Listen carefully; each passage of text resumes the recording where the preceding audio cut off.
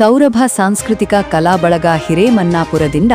ಸಿಂಧನೂರಿನ ಕಾರುಣ್ಯ ನೆಲೆ ವೃದ್ಧಾಶ್ರಮ ಹಾಗೂ ವಯಸ್ಕರ ಬುದ್ಧಿಮಾಂದ್ಯ ಆಶ್ರಮದಲ್ಲಿ ಡಾಕ್ಟರ್ ಪಂಚಾಕ್ಷರಿ ಗವಾಯಿಗಳ 134ನೇ ಜಯಂತ್ಯೋತ್ಸವ ಕಾರ್ಯಕ್ರಮದಲ್ಲಿ ದಿವ್ಯ ಸಾನ್ನಿಧ್ಯ ವಹಿಸಿದ್ದ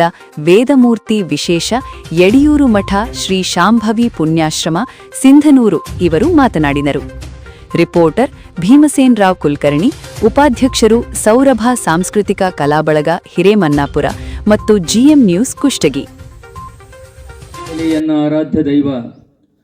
ಬಯಸಿ ಬಂದ ಭಕ್ತರ ಇಷ್ಟಾರ್ಥಗಳನ್ನು ನೆರವೇರಿಸಿ ಅಭಯ ಹಸ್ತಳಾಗಿ ನಿಂತಿರುವ ಸಿದ್ಧ ಪರ್ವತದ ಮುದ್ದು ಮುಖದ ಬಗಳಾಮುಖಿಯ ಚೇತನಾ ಶಕ್ತಿಯನ್ನ ನನ್ನ ಮನೆಯೆಂಬ ಮಂದಿರದಲ್ಲಿ ಪ್ರತಿಷ್ಠಾಪಿಸಿಕೊಂಡು ಎನ್ನ ಹೃದಯ ಸಿಂಹಾಸನಾಧೀಶ್ವರಿ ಅಖಿಲ ಹಂಡಕೋಟಿ ಬ್ರಹ್ಮಾಂಡ ನಾಯಕಿ ತಾಯಿ ಶಾಂಭವಿಯನ್ನ ಎನ್ನ ಮನೆಯೆಂಬ ಮಂದಿರದಲ್ಲಿ ಪ್ರತಿಷ್ಠಾಪಿಸಿಕೊಂಡು ಈ ಸುಂದರ ಕಾರ್ಯಕ್ರಮದ ಅಂಧ ಅನಾಥರ ಮಕ್ಕಳ ಬಾಳಿಗೆ ಬೆಳಕಾಗಿ ಇಡೀ ಸಮಾಜದಲ್ಲಿ ಅಂಧರನ್ನ ಮೇಲೆತ್ತುವಂತ ಗಾನಯೋಗಿ ಪಂಚಾಕ್ಷರಿ ಗವಾಯಿಗಳವರ ಜನ್ಮದಿನದ ಒಂದು ಕಾರ್ಯಕ್ರಮದ ಸಂಗೀತ ಸೇವೆಯಲ್ಲಿ ಇವತ್ತು ಮನ್ನಾಪುರದ ಒಂದು ಸಂಗೀತ ಬಳಗ ಹಾಗೂ ಸಿಂಧನೂರು ತಾಲೂಕಿನ ಸಂಗೀತ ಬಳಗದಿಂದ ಸಂಗೀತ ಸೇವೆಯನ್ನು ಸಲ್ಲಿಸುವಂತ ಈ ಕಾರುಣ್ಯ ನೆಲೆ ವೃದ್ಧಾಶ್ರಮದಲ್ಲಿ ಆ ಪಂಚಾಕ್ಷರಿ ಗವಾಯಿಗಳವರ ಕೃಪೆಗೆ ಪಾತ್ರರಾಗಲು ಇವತ್ತಿನ ಕಾರ್ಯಕ್ರಮದ ಸಾನ್ನಿಧ್ಯವನ್ನು ದಯಪಾಲಿಸಿರುವಂತ ಶಂಕರಲಿಂಗ ಮಠದ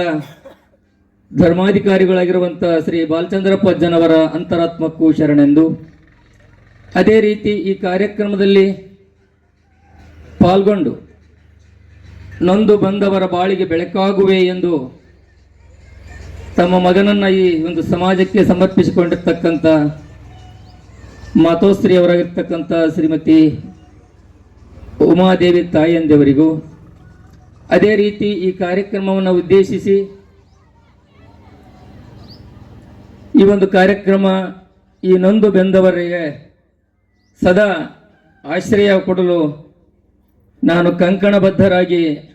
ಇಡೀ ರಾಜ್ಯದ ತುಂಬೆಲ್ಲ ಒಂದು ನಮ್ಮ ಸರ್ಕಾರಕ್ಕೆ ನಾನು ಮನವರಿಕೆ ಮಾಡುವಂಥ ಒಂದು ಮಾತುಗಳನ್ನು ಆಡಿರ್ತಕ್ಕಂಥ ಮಹಿಳಾ ಕಾಂಗ್ರೆಸ್ಸಿನ ರಾಜ್ಯ ಕಾರ್ಯದರ್ಶಿಗಳಾಗಿರ್ತಕ್ಕಂಥ ಸಹೋದರಿ ಸರಸ್ವತಿ ಪಾಟೀಲ್ ರವರೇ, ಅದೇ ರೀತಿ ಇನ್ನೋರ್ವ ಸಹೋದರಿಯರಾಗಿ ಸದಾ ಸಮಾಜ ಸೇವೆಯಲ್ಲಿ ತಮ್ಮನ್ನು ತಾವು ಸಮರ್ಪಿಸಿಕೊಂಡು ತನ್ನ ಕುಟುಂಬವನ್ನು ಬದಿಗೊತ್ತಿ ಕೊಡಗಿನಿಂದ ಈ ಸಿಂಧನೂರಿಗೆ ಬಂದು ಈ ಕಾರುಣ್ಯದ ನೆಲೆಯ ಒಂದು ಆಗು ಹೋಗುಗಳನ್ನು ರಾಜ್ಯದ ತುಂಬ ಬಿತ್ತರಿಸುತ್ತೇನೆ ಎಂಬ ತಮ್ಮ ಆಶಾಭರಿತವಾಗಿರುವಂಥ ಹಾಗೂ ನೋವಿನ ಸಂಗತಿಯನ್ನು ತಿಳಿಸಿಕೊಟ್ಟಿರ್ತಕ್ಕಂಥ ಸಹೋದರಿಯರಿಗೂ ಹಾಗೂ ಇವತ್ತು ಸಂಗೀತ ಸೇವೆಯನ್ನು ಸಲ್ಲಿಸ್ತಕ್ಕಂಥ ಎಲ್ಲ ಕಲಾವಿದರಿಗೂ, ಅದೇ ರೀತಿ ಆತ್ಮೀಯರು ಸಹೋದರ ಸಮಾನರಾಗಿರ್ತಕ್ಕಂಥ ರೇಣುಕಯ್ಯ ತಾತನವರಿಗೂ, ಅದೇ ರೀತಿ ಈ ಒಂದು ಕಾರ್ಯಕ್ರಮದಲ್ಲಿ ಈ ಒಂದು ಧ್ವನಿವರ್ಧಕ ಸೇವೆಯನ್ನು ಸಲ್ಲಿಸಿರುವಂಥ ಸಹೋದರ ಸಮಾನರಾಗಿರ್ತಕ್ಕಂಥ ಬಕ್ಷಿ ದರ್ವೇಶ್ ಅವರೇ, ಅದೇ ರೀತಿ ಇನ್ನೋರ್ವ ಸಂಗೀತದ ಧ್ವನಿವರ್ಧಕರೇ ಸೇವೆ ಸಲ್ಲಿರ್ತಕ್ಕಂಥವರೇ, ಅದೇ ರೀತಿ ಈ ರಾಜ್ಯದಿಂದ ವಿವಿಧೆಡೆಯಿಂದ ಆಗಮಿಸಿ ಸಂಗೀತ ಸೇವೆಯಲ್ಲಿ ಪಾಲ್ಗೊಳ್ತಕ್ಕಂಥ ಎಲ್ಲ ಸಂಗೀತಗಾರರೇ, ಹಿರೇಮಠರೇ, ಅದೇ ರೀತಿ ಈ ಕಾರ್ಯಕ್ರಮದಲ್ಲಿ ಪಾಲ್ಗೊಂಡು ಈ ಕಾರ್ಯಕ್ರಮವನ್ನು ಯಶಸ್ವಿನ ತಡೆ ಸಾಗಿಸಲು ಕಾರಣೀಭೂತರಾಗಿರುವಂಥ ಈ ಕಾರುಣ್ಯಾಶ್ರಮದ ಎಲ್ಲ ಕೂಸುಗಳ ಅಂತರಾತ್ಮದಲ್ಲಿ ಬೆಳಗುವ ಆ ಜಗನ್ಮಾತೆಯ ಜಿಗ್ಜ್ಯೋತಿಗೆ ಶರಣಾರ್ಥಿಗಳನ್ನು ಸಮರ್ಪಣೆ ಮಾಡಿ ಇವತ್ತು ಎಲ್ಲರೂ ಮಾತನಾಡಿದ್ದಾರೆ. ನಾವು ಆಶ್ರಮವನ್ನು ಕನಸಿನಲ್ಲೂ ನೆನೆಸಬಾರದು, ನಿಮ್ಮ ತಂದೆ ತಾಯಿಗಳನ್ನು ನೀವು ಕನಸಿನಲ್ಲಿ ಕೂಡ ಇಂಥ ಆಶ್ರಮಕ್ಕೆ ಬಿಡಬೇಡ್ರಿ ಅಂತೇಳಿ ಒಂದು ಸಂದೇಶದ ಜೊತೆ ನಮ್ಮ ಚನ್ನಬಸಯ್ಯ ಹೋರಾಟ ಮಾಡಕತ್ತೇನೆ. ಇವತ್ತು ನಾವು ಏನಾಗಿದ್ದೀವಿ ಅಂದರೆ ಮಾನವೀಯ ಮೌಲ್ಯಗಳಿಂದ ಬಹುದೂರ ಹೊರಟು ಹೋಗಿಬಿಟ್ಟಿವಿ. ಮಾನವೀಯ ಮೌಲ್ಯಗಳಿಂದ ನಾವೆಲ್ಲರೂ ಬಹುದೂರ ಹೊರಟು ಹೋಗ್ಬಿಟ್ಟಿವಿ. ಯಾಕಂದರೆ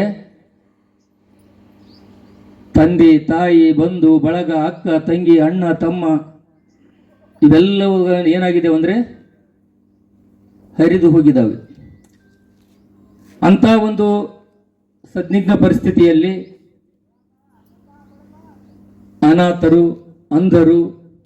ದಿಕ್ಕಿಲ್ಲದವರು ಬಾಳಿಗೆ ಬೆಳಕಾಗಲಿ ಅಂತೇಳಿ ನಮ್ಮ ಕಾರುಣ್ಯ ಆಶ್ರಮದ ಆಡಳಿತಾಧಿಕಾರಿ ಸಹೋದರ ಚನ್ನಬಸಯ್ಯ ಅವರು ಈ ಒಂದು 10-12 ವರ್ಷದಿಂದ ಈ ಒಂದು ಕಾರ್ಯವನ್ನು ಮಾಡ್ತಾ ಇದ್ದಾರೆ. ಯಾಕಂದ್ರೆ ನಾನು ಪ್ರತಿ ಸಾರಿ ಕೂಡ ಹೇಳ್ತಾ ಇರ್ತೇನೆ, ಈ ಎಲ್ಲ ಸೇವೆ ಮಾಡ್ತಕ್ಕಂಥ ಶಕ್ತಿ ಚನ್ನಬಸಯ್ಯಗೆ ಯಾಕೆ ಬಂತು ಅಂದರೆ, ಹೋದ ಜನ್ಮದಲ್ಲಿ ಇವರೆಲ್ಲರ ಋಣವನ್ನು ಆತ ಹೊತ್ಕೊಂಡು ಹೋಗಿದ್ದ. ಇವರೆಲ್ಲರ ಋಣ ಆತನ ಮೇಲಿತ್ತು.